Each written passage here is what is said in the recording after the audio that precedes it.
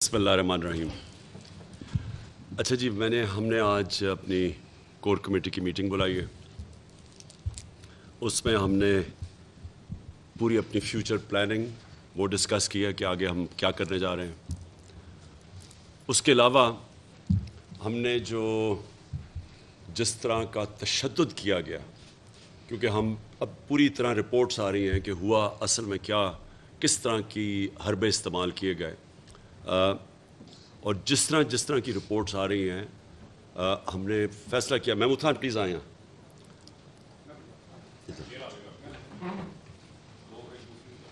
ہم نے یہ فیصلہ کیا کہ ہم اس کو ہر فورم پہ اٹھائیں گے، ہم سپریم کورٹ میں، ہائی کورٹس میں،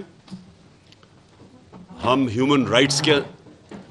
ہیومن رائٹس آرگنائزیشن میں انٹرنیشنلی اس چیز کو اٹھائیں گے کہ انہوں نے ایک پرامن احتجاج جو جماعت 26 سال سے اس ملک میں ہمارا ایک ٹریک ریکارڈ ہے کہ ہم نے کبھی کسی قسم کا وائلنس نہیں کیا، کبھی انتشار کی پولیٹکس نہیں کی۔ ہمارے اوپر کئی دفعہ بڑا پریشر تھا جب ہم کراچی میں شروع کی، پارٹی بنائی کہ جی کراچی میں ان دنوں میں MQM کا دور تھا اور وہاں دہشت گردی بہت تھی۔ ہمیں لوگوں نے کہا کہ جی اگر آپ اپنے ایک ملیٹنٹ ونگ پارٹی میں نہیں بنائیں گے تو آپ کی پارٹی کراچی میں نہیں بن سکتی، اور سارے پارٹیز کے ملیٹنٹ ونگز تھے جو وہاں اس وقت کراچی میں تھی۔ ہم نے واحد پارٹی تھی جس سے فیصلہ کیا کہ ہم کسی قسم کا ملیٹنٹ ونگ اس لیے نہیں بنائیں گے کیونکہ ایک دفعہ جب آپ اپنی پارٹی کے اندر یہ ڈال دیتے ہیں ملیٹنسی، تو وہ پھر پارٹی کے اوپر ٹیک اوور کر جاتی ہے۔ تو کیونکہ ہم نے ہمیشہ اپنے آپ کو ایک ڈیموکریٹک پارٹی سمجھا ہے، تو اس لیے جو ایک پرامن احتجاج، اور میں ریپیٹ کرتا ہوں کہ یہ احتجاج کس چیز کا تھا، میں اپنی قوم کو بار بار یہ ریمائنڈ کرواتا رہوں گا کہ باہر کی سازش ثابت ہو گئی۔ سارے ہمارے فورمز میں، کیبنٹ کے اندر، نیشنل سیکورٹی کونسل کے اندر، پریزیڈنٹ نے باقاعدہ وہ مراسلہ سپریم کورٹ کے چیف جسٹس کو بھیجا انکوائری کے لیے۔ جب ثابت ہو گیا کہ باہر سے انٹرفیرنس کی گئی، مداخلت کی گئی پاکستان کے ایک انٹرنل افیئر، نو کانفیڈنس کو کامیاب کرنے کے لیے ایک 22 قوم کے سٹنگ پرائم منسٹر کے خلاف، صرف اس لیے کہ وہ ایک آزاد فورن پالیسی چاہتا تھا کہ اپنے ملک کے جو فورن پالیسی تھی اس کا فائدہ اپنے ملک کے لوگوں کو ہو، پھر دوسری کسی اور قوم کے لیے اپنی فورن پالیسی ہو۔ اس وجہ سے یہ ساری بیرونی سازش ہوئی، اور میں آج اپنی قوم کو بتانا چاہتا ہوں کہ زیادہ ٹائم نہیں لگا آپ کے سامنے، صرف 6 ہفتے لگے ہیں آپ کو سمجھ آنے میں کہ میں کیا کوشش کر رہا تھا، اور یہ جو غلام جو انہوں نے ہمارے اوپر ایک امپورٹڈ حکومت، ایک غلاموں کو مسلط کیا ہے، یہ اب آپ کے سامنے ہے۔ 6 ہفتے نہیں گزرے کہ 30 روپے انہوں نے قیمتیں بڑھائی ہیں تیل کی، ڈیزل اور پٹرول کی، جبکہ ہندوستان کیونکہ آزاد فورن پالیسی ہے، اس کے باوجود کہ وہ امریکہ کا اسٹریٹجک ایلائی ہے، انہوں نے اپنی قیمتیں کم کر دی ہیں۔ میرے خیال میں 25 روپے لیٹر، مجھے ایگزیکٹ پتہ نہیں، انہوں نے کم کر دی ہیں کیونکہ انہوں نے روس سے تیل 30% کم پہ امپورٹ کیا، جو ہم نے روس سے نیگوشیٹ کر لیا تھا۔ حماد اظہر جو پیٹرولیم منسٹر ہیں، انہوں نے خط اپنا دکھایا ہے کہ ہم نے ان سے 30% کم پہ، یعنی ہم نے ان کو ڈسکاؤنٹ پہ ان سے تیل لینے کا معاہدہ کر لیا تھا۔ تو انہوں نے امریکن پریشر پہ، اور پھر انہوں نے IMF پہ پریشر ڈالا، قیمتیں انہوں نے اس کی وجہ سے بڑھا دی۔ یہاں IMF نے پریشر ڈالا کہ آپ قیمتیں بڑھائیں پٹرول اور ڈیزل کی، اور پھر جدھر سے ہمیں سستا تیل مل سکتا تھا، وہ امریکنوں کے خوف سے، اپنے آقاؤں کے خوف سے انہوں نے وہ تیل نہیں لیا جو ہندوستان نے لیا، جبکہ ہندوستان ایک اسٹریٹجک ایلائی ہے امریکہ کا۔ اس کے باوجود انہوں نے سستا تیل لیا اور آج اپنے قوم کو فائدہ پہنچایا۔ یہ ہے فرق ایک آزاد فورن پالیسی کا، ایک غلامانہ فورن پالیسی کا، جس کی وجہ سے انہوں نے یہ میرے خلاف سازش کی۔ اس مراسلے میں لکھا ہوا ہے کہ عمران خان روس کیوں کیا، لکھا ہوا ہے اس کے اندر انہوں نے۔ اور دوسری وجہ ہمارے پروٹیسٹ کی یہ تھی کہ ایک یہ کہ ہم کسی قسم ہم آزاد لوگ ہیں، ہمارا ملک بنا تھا لا الہ الا اللہ کے نام پہ، ہمارا نعرہ وہ یہ تھا کہ ہم سوائے اللہ کے کسی کے سامنے نہیں جھکتے۔ یہ ضروری نہیں ہوتا کہ بت کے سامنے جھکنا شرک ہے، یہ آپ خوف کے بت کے سامنے بھی شرک ہے, لالچ بھی شرک ہے, آپ جب بھی کسی سے ڈر کے اپنے ضمیر کو بیچتے ہیں, یہ سب شرک ہے. تو ہم تو اس کو کبھی مانیں گے نہیں اس امپورٹڈ حکومت کو, اور اس لیے ہمارا پروٹیسٹ ایک وجہ یہ تھی. اور دوسرا پروٹیسٹ اس وجہ سے تھا کہ یہ وہ حکومت ہے جس میں 60% لوگ ضمانت پہ ہیں. یہ اس ملک کے کرپٹ ترین لوگ ہیں. میں نے 26 سال پہلے جب پالیٹکس شروع کی تھی, میں کرپشن کو لے کے آیا تھا پاکستان کے ایجنڈا پہ. میں نے ان دونوں کو جوائن کر سکتا تھا. میرے لیے تو بڑا آسان راستہ تھا, میرا تو بڑا نام تھا, میں تو چاہے پیپلز پارٹی جوائن کر لیتے یا نون لیگ اگر مجھے شوق ہوتا پاور لینے کا. میں نے تب کہا کہ دونوں کرپٹ ہیں. کوئی لوگوں نے کہا جی بیوقوف ایسے پالیٹکس نہیں آتی جی, ایک سے دوستی کر کے یا دوسرا. میں نے کہا یہ دونوں کرپٹ ہیں 26 سال پہلے. اور یہ لوگ اتنی جد و جہد کے بعد جب ہم ان کو شکست دی دونوں کو, اور جب ہم اقتدار میں آئے, تو یقین کریں کہ ان کے اوپر جو کیسز تھے وہ سارے پرانے کیسز تھے. ہم نے نہیں بنائے کیسز, ہماری گورنمنٹ نے کیسز بنائے, سوائے وہ مقصود چپڑاسی کے اور ایف آئی اے کے کیس شہباز شریف کے اوپر اور ٹی ٹی کا کیس. باقی سارے ان کے کیسز ان کے اپنے دور کے کیسز ہیں. تو وہ کیسز بھی ان کی اتنی پاور تھی, اتنا ان کا انفلوئنس تھا مافیا کا, ان کی اتنی پینیٹریشن تھی پاکستان کے انصاف کے نظام پہ کہ وہ کیسز ہی نہیں ختم ہوتے تھے, وہ چلتے جاتے تھے آگے, کبھی بیل ہو جاتی تھی. اور اب یہ اگر سمجھتے ہیں کہ ان سزا یافتہ لوگ, جو کہ وہ سب سے بڑا سزا یافتہ جو مجرم ہے پاکستان کا, جو یہاں سے بھاگا ہوا ہے, وہ وہاں سے بیٹھ کے فیصلے کرے گا پاکستان کے, اس سے سارے بھاگے جاتے ہیں, اس سے اس ملک کے فیصلے کروانے کے لیے. اور دوسرا باپ بیٹا دونوں سزا ہونی تھی ان کو. یہ جو 24 ارب روپے ایف آئی اے کے کیسز کے اندر, ان کو سزا ہونے کا ٹائم تھا, کیسز کھینچتے رہے 1 سال تک.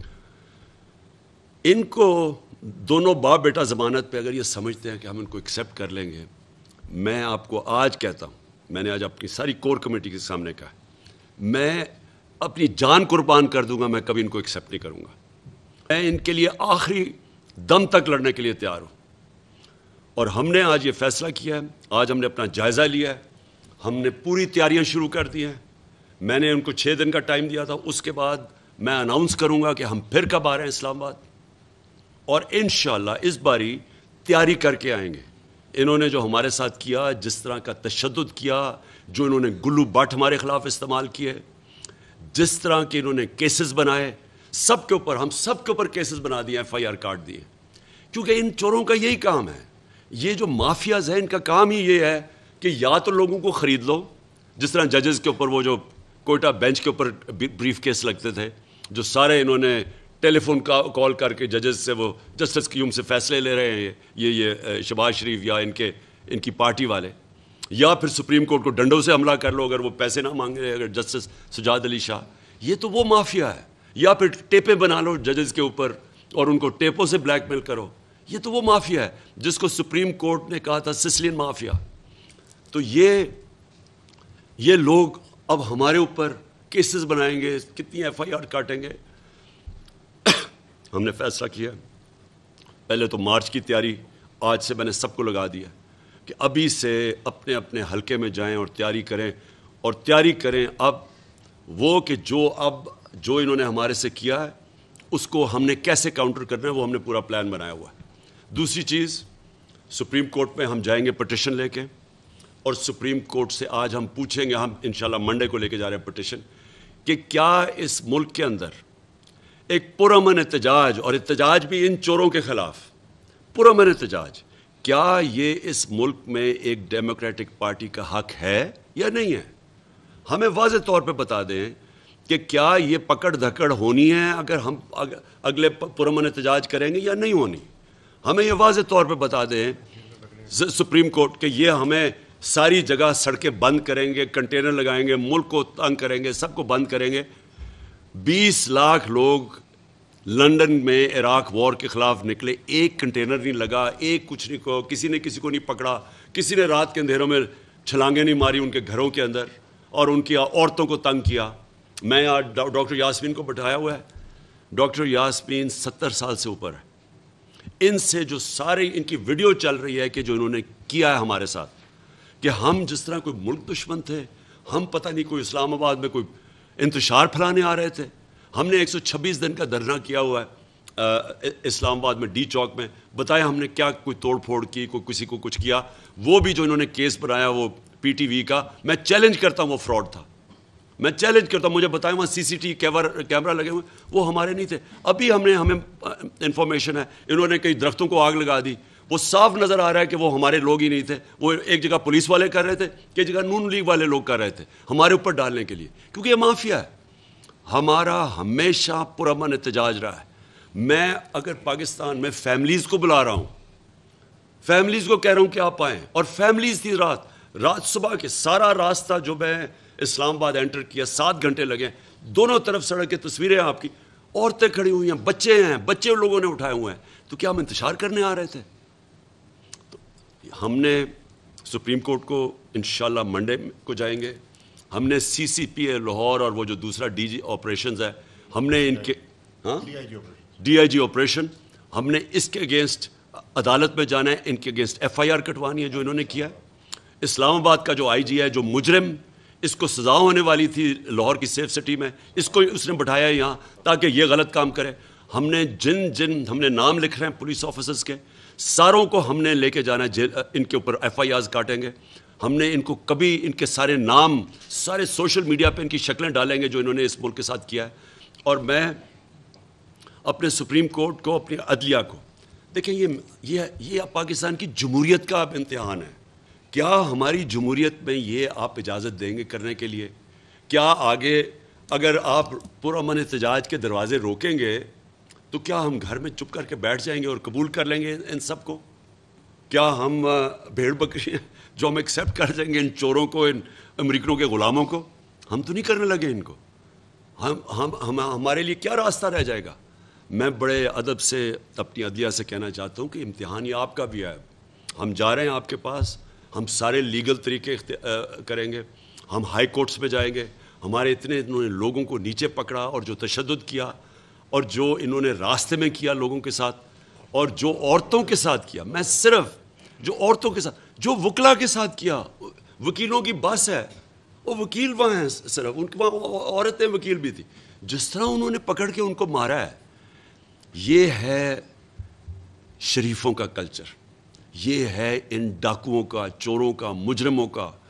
یہ وہ لوگ ہیں جو کہ ملک لوٹنے آتے ہیں اور پھر باہر بھاگ جاتے ہیں, جدھر انہوں نے اربوں روپیہ رکھا ہوا ہے. صرف آتے ہیں جب ان کو اب این آر او ملے گا تو یہ انتظار ہے واپس آنے کی. اور میں اس کے بعد میں چاہوں گا کہ ڈاکٹر یاسمین آپ کے سامنے بات کریں, کیونکہ جو ان کے ساتھ انہوں نے کیا, میں چاہتا ہوں ان کی زبان سے میری قوم سنیں. اس سے پہلے اب جو ساری قوم کو پہلے ہی پتا تھا, ہم تو پہلے کہہ بیٹھے تھے, اب انہوں نے کیا کیا آتے ساتھ ہی ملک کا تو بیڑا غرق کر دیا. آج جس ریٹ جو روپیہ گر رہا ہے, ان کے دور میں 6 ہفتے میں روپیہ گرا ہے. پاکستان کی تاریخ میں مجھے بتا دیں کہ کتنے چھوٹے ٹائم میں اتنی تیزی سے روپیہ گرا ہے. جو سٹاک ایکسچینج گری ہے, جو مہنگائی ہوئی ہے, جو پاکستان میں مہنگائی ہونے جا رہی ہے, یہ کبھی ہوئی ہے پہلے, اور جو پاکستان کی معیشت کا آگے جس طرف تباہی کی طرف جا رہا ہے, جو وہ سامنے جا رہا ہے, جو آگے حالات آ رہے ہیں اس ملک کے, جو ان سے کچھ سنبھالا نہیں جا رہا, فیصلے نہیں ہو رہے ہیں, کیونکہ بندر بانٹ ہوئی ہوئی ہے. اچھا جی تم یہ وزارت پکڑ لو, تم ادھر سے کرو, تو کوئی فیصلے نہیں ہوتے ان کے. تو یہ جو ملک کے ساتھ آج ہو رہا ہے, میں صرف آج اپنے اداروں کو یہاں بیٹھ کے ایک پاکستانی ہوتے ہوئے, میں آج ایک پاکستانی ہوتے آپ سب کو کہہ رہا ہوں کہ یہ ملک جا رہا ہے تباہی کی طرف. اس ملک کو بچانے کے لیے صرف ہم نے کوئی ٹھیکہ نہیں لیا ہوا, یہ ساری قوم کا ذمہ داری ہے, یہ اداروں کی ذمہ داری ہے جو یہ سارا تماشا دیکھ رہے ہیں. اور یہ اگر اسی طرح چلتا رہا تو وہ سب ذمہ دار ہوں گے جنہوں نے الاؤ کیا اس طرح کے کرپٹ مجرموں کو, سزائے یافتہ لوگوں کو, ضمانت پہ لوگوں کو, جو 30 سال سے اس ملک کے اوپر قیادت کر, ان کو جو اوپر بٹھایا, یہ سب ذمہ دار ہوں گے. لائک کریں اور بیل دبائیں تاکہ کوئی خبر رہ نہ جائے.